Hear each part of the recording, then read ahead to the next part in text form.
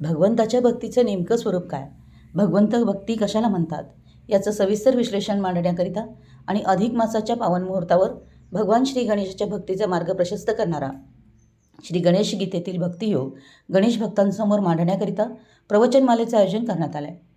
श्रीमंत दगडूशेठ हलवाई सार्वजनिक गणपती ट्रस्ट आणि सुवर्णयुग तरुण मंडळाच्या वतीनं आयोजित प्रवचनमालेत यवतमाळ वाणी येथील परमपूज्य गणपत्य विद्यावाचस्पती स्वानंदपुंड शास्त्री महाराज हे श्री गणेश गीतेतील भक्तियोगावर निरूपण करणार असून प्रवचनमाला सर्वांसाठी विनामूल्य खुली आहे अशी माहिती ट्रस्टचे अध्यक्ष सुनील राजने यांनी दिली आहे.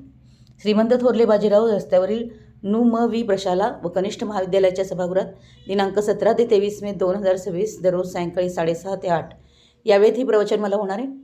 भगवान गणेशांच्या सगुण साकार स्वरूप आणि विविध अवतारांच्या विस्मयकारी लीलांची गाथा म्हणजे श्री गणेश पुराण आहे. पुराणातील विविध कथांच्या आधारे त्यातील कथनीय मूल्यांच्या आधारे आपल्या जीवनाला सुंदर करण्याचा पुराण कथा श्रवण करणे हा राजमार्ग आहे.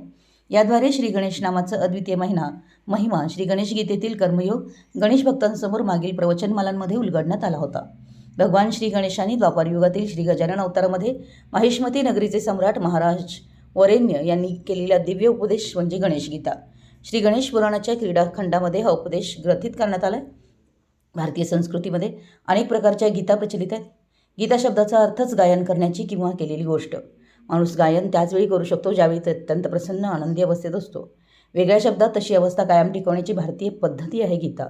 भक्तियोगाच्या संदर्भाने भक्ती करायची म्हणजे नेमकं काय? आपण करतो ती भक्ती योग्य होते आहे का आणि त्यामागे प्रगती होत आहे का? भक्तीचं नेमकं फळ काय? या सर्व विषयांचं सविस्तर स्पष्टीकरण स्वानंदपुंड शास्त्री महाराज करणार आहेत. तरी गणेश भक्तांनी प्रवचनमालेत मोठ्या संख्येनं सहभाग घ्यावा असं आवाहन ट्रस्टतर्फे करण्यात आलं आहे. पुणे प्रतिनिधी मराठी एस न्यूज.